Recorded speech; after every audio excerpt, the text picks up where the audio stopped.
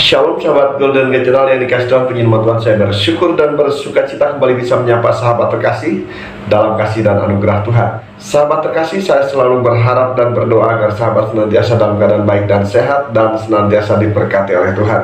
Ya sahabat terkasih, saat ini kita akan melihat sebuah video di mana banyak orang-orang yang datang menyembah dan memuliakan nama Tuhan Yesus, atau banyak orang yang murtad dari agama mereka, tetapi mereka menemukan juru selamat yang sejati di dalam Tuhan Yesus. Mari kita akan lihat videonya berikut ini. Di Quran surat Al-Imran 3:45 itu tertulis di sana.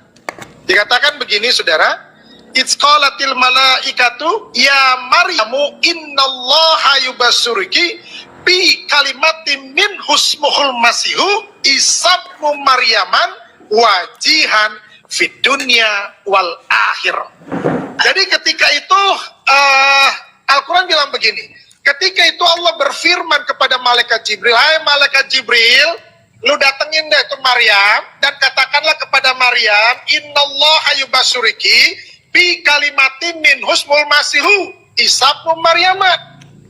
Kasih tahu kepada Maryam, ini adalah kabar baik, ini adalah kabar sukacita, bahwa engkau akan mengandung dan melahirkan seorang anak laki-laki yang bernama Isa. Isa putra Maryam. Dan sudah tertulis namanya Isa, bukan yang lain. Isa putra Maryam. Siapa dia? Dia itu adalah wajihan fid dunya wal akhirah. Dia penguasa dunia akhirat, saudara. Ini pribadi yang luar biasa, saudara. Itu sebabnya Al-Quran mengaminkan bahwa seluruh dunia, siapapun dia yang masih manusia, itu harus merayakan Natal. Yang masih manusia. Kecuali udah berubah, kan gitu. Kenapa? Karena Al-Quran sendiri sudah menyatakan itu.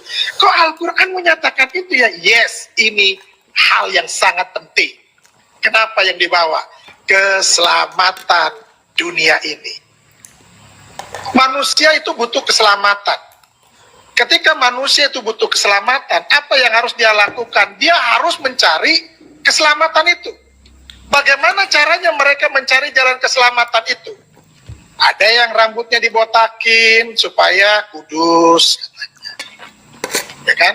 Ada yang harus menghadap ke arah mata angin, karena di sanalah ada Tuhannya untuk selamat. Lalu ada juga yang harus mengorbankan korban untuk selamat. Harus bawa sesajen untuk selamat. Nah, kalau di dalam Yesus itu nggak butuh yang kayak gitu-gitu. Justru ketika manusia tidak menemukan jalan keselamatan itu, apa yang harus mereka lakukan? Mereka harus mencari yang namanya sirotol mustaqim, jalan keselamatan itu penting bagi manusia. Kenapa? Karena di dalam dunia ini cuma dua tempat, surga atau neraka. Nah, semua manusia pengennya ke surga, betul ya? Tapi ingat, kalau mau ke surga, harus kenal sama yang punya surga. Kalau kagak kenal, ya mikir aja sendiri, kan gitu. Makanya, dia harus hadir ke dunia ini, Tuhan harus jadi manusia. Kenapa? Karena dia sudah mengirim rasul-rasul, sudah mengirim nabi-nabi, tetapi manusia tetap keras kepala. Gak bakalan gue mau. Pokoknya gue mau suka-suka gue, semau gue, katanya kan. Lalu bagaimana? Ini Tuhan ini punya kasihnya begitu luar biasa. Yang tadi sudah disinggung, karena begitu besar kasih Allah.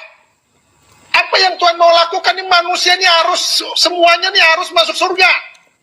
Karena neraka diciptakan untuk setan, untuk genderuwo, untuk iblis. Bukan untuk manusia. Manusia ditempatkan semuanya masuk surga. Amin. Tapi yang bagaimana dulu? Nah, itu kemauannya Tuhan, itu hatinya Tuhan. Tuhan mau semua manusia itu masuk surga. Bagaimana caranya untuk Tuhan menyelamatkan manusia? Dia harus jadi manusia. Kenapa harus jadi manusia? Karena yang diselamatkan manusia, bukan monyet. Kalau yang diselamatkan monyet, ya otomatis dia harus jadi monyet dengan bahasa monyet. Tapi yang diselamatkan manusia, Itu sebabnya dia harus jadi manusia.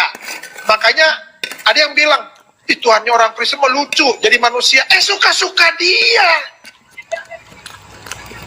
Dia mau jadi apa ke suka-suka dia. Ya puji Tuhan, yang diselamatkan target utamanya adalah manusia, maka dia harus jadi manusia dengan bahasa manusia, dengan gaya hidup seperti manusia. Nggak mungkin dia datang sebagai roh.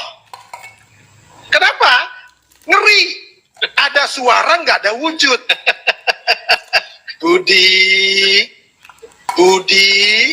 ada suaranya, tapi nggak ada wujudnya. Bahaya kan ini? Nggak mungkin juga dia tiba-tiba datang, cring, jadi manusia dewasa. Kenapa? Karena manusia selalu mencari silsilah. Dia anak siapa? Bapaknya siapa? Tapi ada tuh yang model kayak gitu, Bang. Ada ya? Mr. Bean. Tuh, Jatuh. itu manusia nggak jelas. Maka hidupnya juga nggak jelas. Yesus harus jadi manusia dengan bahasa manusia. Untuk tujuannya cuma satu, manusia harus diselamatkan dan dibawa ke surga. Makanya ini manusia yang sangat suci. Al-Quran bilang begini, saudara. Di dalam Quran surat Maryam 19 ayat 19 dibilang begini. Qala innama ana rasulu rabbika li'ahabalaki gulaman zakiyya. Artinya begini. Ketika malaikat Jibril diutus oleh Allah kepada Maryam, Jibril bilang begini, sesungguhnya aku hanya utusan Allahmu. Aku hanya utusan Tuhanmu, ini kata Jibril. Untuk apa? Untuk menyampaikan anugerah kepadamu. Apa anugerahnya? Seorang anak laki-laki yang suci. Artinya, Yesus ini bukan manusia berdosa dan tidak ada dosa di dalam hidupnya. Itu sebabnya dia harus menyelamatkan. Kenapa dia harus menyelamatkan? Karena dia nggak berdosa. Yang bisa menyelamatkan manusia adalah orang yang nggak berdosa. Contoh, kalau saudara punya hutang, siapa yang harus bisa membayarnya? Tentunya orang yang nggak punya hutang dan bersih dari hutang. Kalau lu masih punya hutang, lu lalu mau bayarin orang yang punya hutang, gigi lu. Kenapa harus gigi? Lu aja masih punya hutang. Lu mau bayarin hutang gue? Yesus itu bisa menyelamatkan. Kenapa? Itu sebabnya dia disebut sebagai juru selamat. Kenapa disebut sebagai juru selamat? Karena dia tahu keselamatan. Nggak bisa orang itu nggak bisa disebut sebagai juru bicara kalau ngomongnya kagak jelas. Assalamualaikum, Mama Imu. Lalu bagaimana dia disebut sebagai juru bicara? Mama Imu yang Mama Aya malam ini Aya mau menyampaikan pesan dari Bapak Presiden. Lah, nggak bisa disebut sebagai juru bicara model begini, saudara. Amin. Yesus disebut sebagai juru selamat. Kenapa? Karena dia tahu jalan keselamatan. Haleluya. Nggak ada lain lagi. Di bawah kolong langit ini tidak ada nama lain yang dapat menyelamatkan seisi dunia. Itu sebabnya dia harus turun ke dunia ini untuk menyelamatkan manusia. Ya sahabat yang kasih Tuhan, demikian pembahasan yang bisa disampaikan, kiranya menjadi berkat bagi sahabat terkasih.